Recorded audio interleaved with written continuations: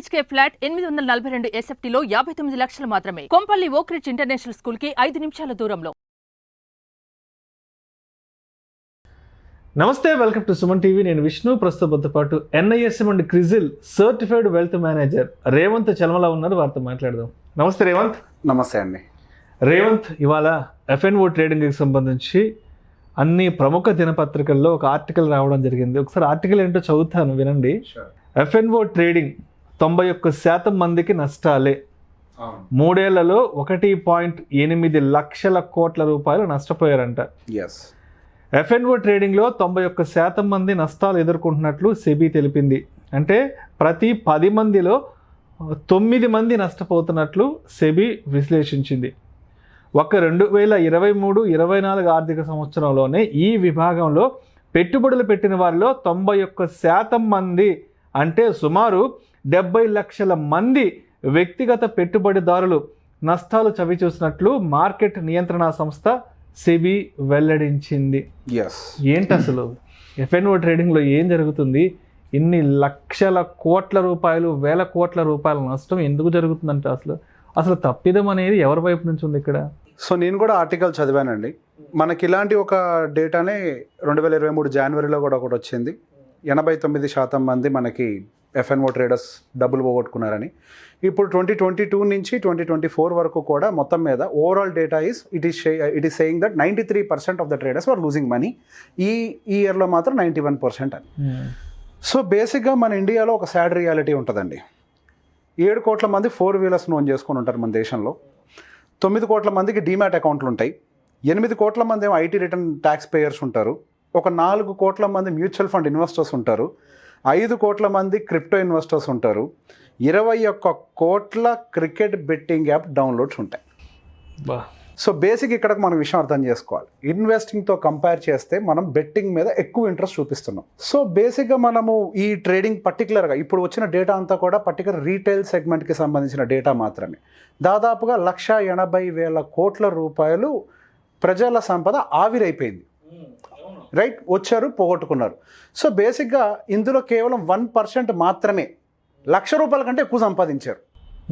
So ఈ 180,000 కోట్ల రూపాయల 1% అయినా సంపాదించారా అంటే రీటైలర్స్లో అది వాళ్ళు సంపాదించింది కూడా కాదు. ఆ 180,000 కోట్లలో సుమారుగా 50,000 కోట్లు ట్రాన్సాక్షన్ ఛార్జెస్ కానీ పోయాయి. అందులో సుమారుగా 51% ఏమో బ్రోకరేజ్కి పోయింది, ఇంకో 51% ఏమో గవర్నమెంట్ కోసం పోయింది. మిగతా డబ్బులను ఎవరు సంపాదించారు అంటే ఈ ప్రాప్ ట్రేడర్స్, FPIs వీళ్ళు సంపాదించుకున్నారు. సో బేసిక్గా స్టాక్ మార్కెట్లో ఎప్పుడూ ఒక మాట ఉంటుంది, ఇక్కడ డబ్బులు అన్ఇన్ఫార్మ్డ్ పీపుల్ దగ్గర నుంచి ఇన్ఫార్మ్డ్ పీపుల్ దగ్గరికి వెళ్ళిపోతాయి అని.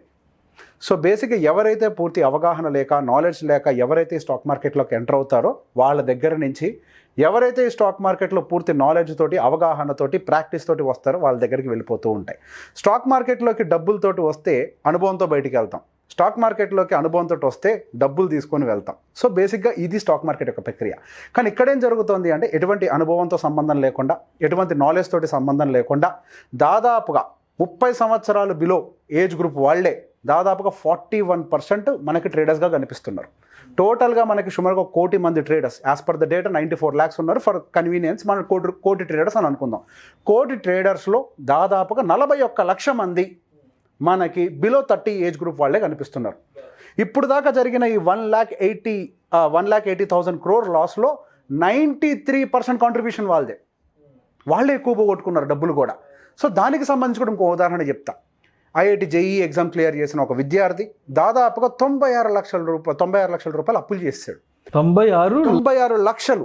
ఓ మై గాడ్. FNO ట్రేడింగ్ ఈ బెట్టింగ్ల కోసం, కేవలం బెట్టింగ్ల పేరుతోటి.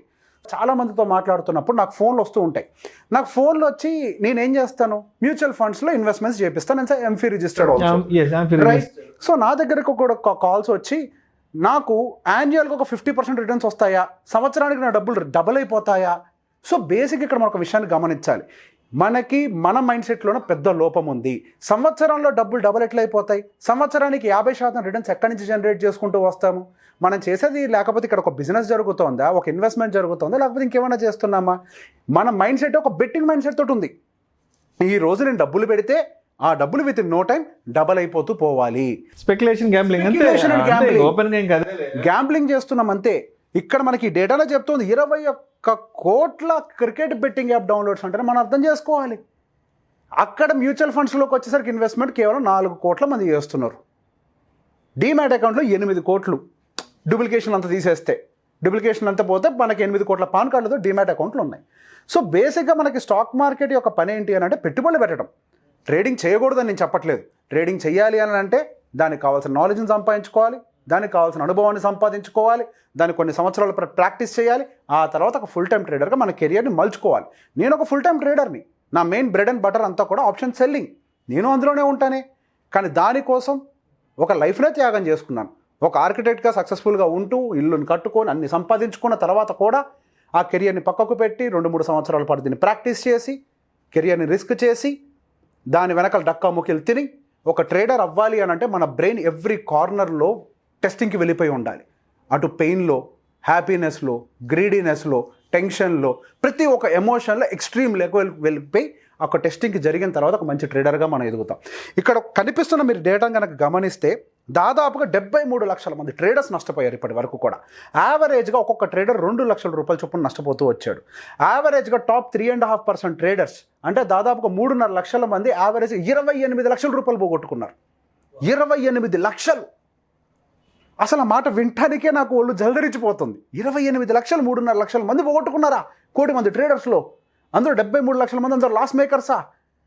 మళ్ళీ తిప్పి చూస్తే 99 లక్షల మంది కనీసం ₹1,00,000 సంపాదించలేదంట. అంటే ఏదన్నా ఒక మంచి పనికి ఒక 500-1000 రూపాయలు ఖర్చు పెట్టమంటే ఖర్చు పెట్టేట్లా ఈ లక్షల కోట్లు పోవడం ఏందో, ఈ వేల కోట్లు ఏందో, 1.8 లక్షల కోట్లు నష్టపోవడం ఏంటో, మరి ఏంటి దీనికి అసలు ఎవరు సమాధానం చెప్తారు? సమాధానం మీకు మీరే చెప్పుకోవాలండి. ఎవరు చెప్పాలండి?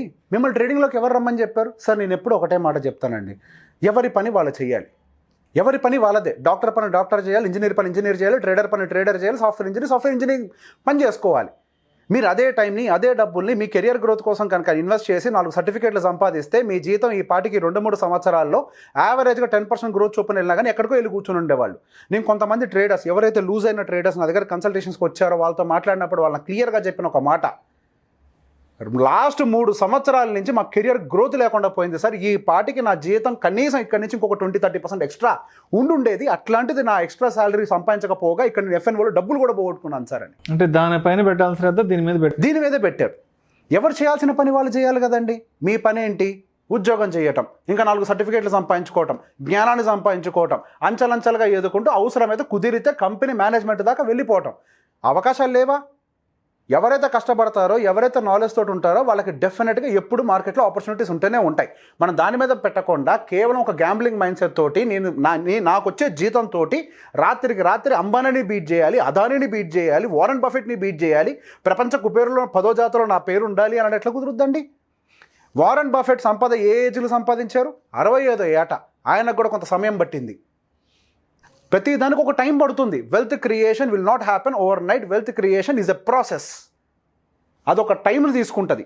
అంతేగాని ఓవర్ నైట్ నేను సంపాదించేయాలి అని ఎవరైతే ఇందులోకి వస్తారో ఖచ్చితంగా డబ్బులు పోగొట్టుకుంటారు.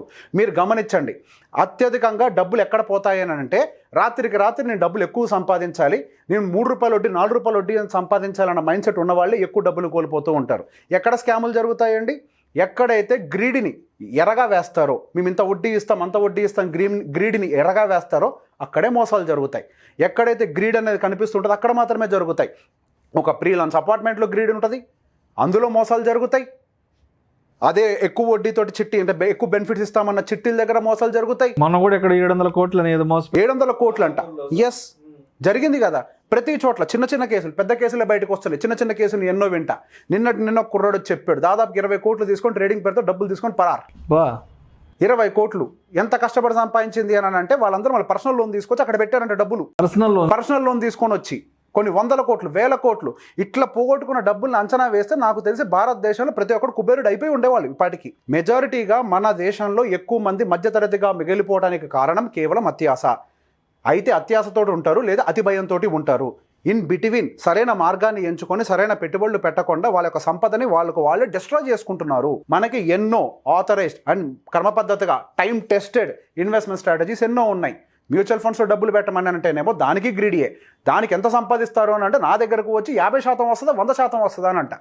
మ్యూచువల్ ఫండ్లో 50-100%. అసలు 15% చెప్పుకోవడమే కష్టమైన మాట అది. 12 to 15 అనేది అది చెప్పడానికి కొంచెం భయంగా ఆలోచించి చెప్పాలి. 12 to 15 కూడా చెప్పొచ్చా, అక్కడ కూడా ప్రామిస్ ఇవ్వడానికి లేదు. ఓడీలు తీసుకొని పర్సనల్ లోన్లు తీసుకొని ఆ డబ్బులు తెచ్చి ఈ డబ్బులు తెచ్చి ట్రేడింగ్ చేస్తారా, డబ్బులు సంపాదిస్తారా, ఏంటిది?